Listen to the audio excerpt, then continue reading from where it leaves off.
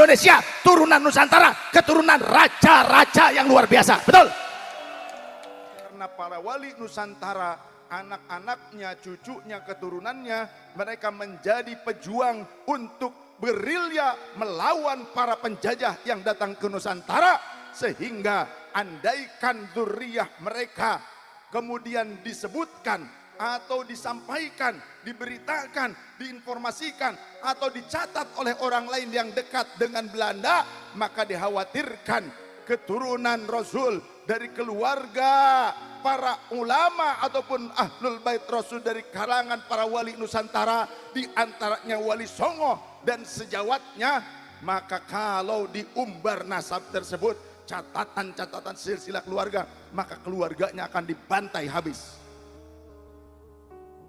Karena para pejuang ini, para sayyid ini, mereka berpindah-pindah tempat.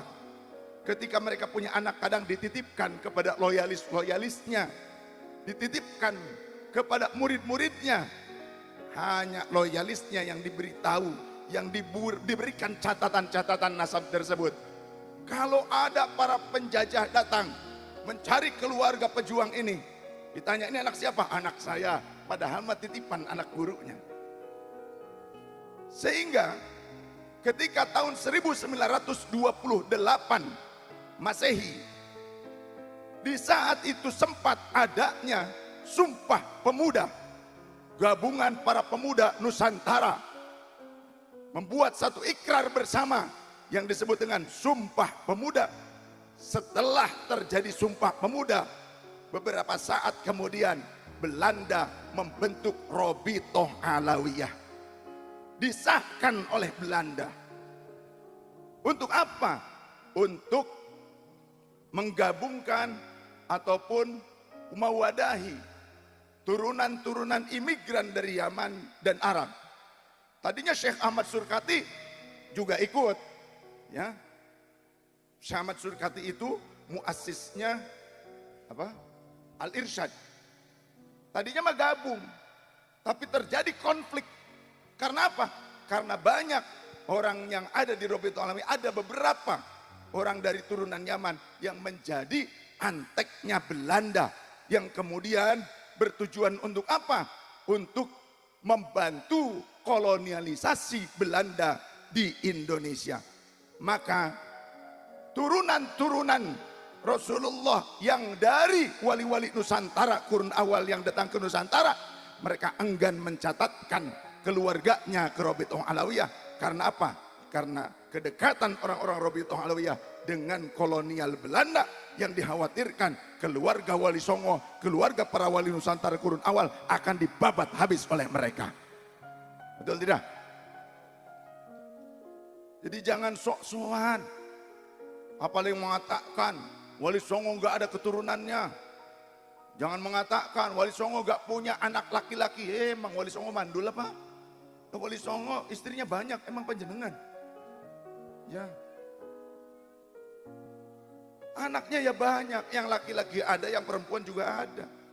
Bahkan dulu manuskrip-manuskrip tua ini disimpan rapi.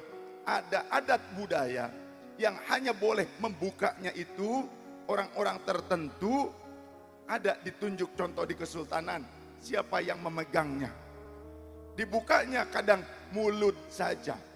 Itu pun di beberapa daerah, seperti di daerah Sumatera ataupun di Riau, ada kesultanan yang membuat adat membuka manuskrip tua itu harus malam hari, gak boleh pakai lampu yang terang-terang, harus pakai lampu ceplik. Tujuannya apa? Agar manuskrip-manuskrip kuno itu tidak disalahgunakan, agar manuskrip kuno itu tetap terjaga keasliannya, tidak dirubah oleh tangan-tangan kotor. Maka sekian lamanya banyak orang yang akhirnya cek Sunda mah paremen obor. Kini di tahun-tahun ini akeh cangkem elek. Alhamdulillah. Apa sih cangkem elek? Itulah yang bilang Wali Songo gak punya keturunan, yang bilang wali-wali kurun awal di Indonesia gak punya keturunan laki-laki. mereka memang dzurriyyah Rasul, tapi mereka nggak punya keturunan. Wasilah cangkem elek, wasilah si mulut busuk. Alhamdulillah, para pemegang manuskrip kuno sekarang muncul, bahkan dibuka manuskrip-manuskrip kuno, ternyata terbuka jawabannya. Kenapa orang Indonesia senang manakib Syekh Abdul Qadir, senang tawasulan dengan wasilah Syekh Abdul Qadir, senang berhadiah Fatihah kepada Syekh Abdul Qadir? Karena ternyata ada sebagian daripada wali-wali kurun awal yang datang ke Indonesia ternyata memang keturunan dari Sayyidi Syekh Syarif Sultanul Aulia Syekh Abdul Qadir Al-Jilani Qaddasallahu sirrah. Jadi ternyata di Indonesia banyak keturunan dari Syekh Abdul Qadir. Mungkin saja yang ngumpul sekarang juga banyak keturunan Syekh Abdul Qadir. Karena biasanya ada ketertarikan. Ya, ada ketertarikan dengan manaqib Syekh Abdul Qadir, dengan tawasul kepada Syekh Abdul Qadir. Nah, bisa jadi mereka tuh memang tidak tahu siapa jati diri mereka, beliau-beliau nih, atau tahu jati diri mereka, punya catatan nasab, tapi masih ditutup-tutupi.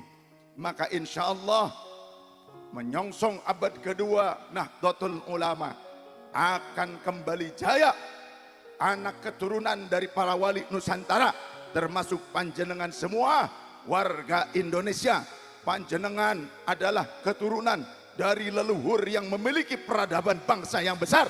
Maka jangan rendah diri di hadapan keturunan Yaman, jangan rendah diri di hadapan keturunan Arab. Kita bangsa Indonesia, turunan Nusantara, keturunan raja-raja yang luar biasa. Betul? Lihat Yaman, ada gak peradaban seperti di Indonesia? Kalau ada sekarang keturunan imigran Yaman yang merasa lebih mulia dibandingkan bangsa Indonesia, pulang saja kalian ke Yaman. Di Yaman lebih butuh kalian dibandingkan di Indonesia. Betul?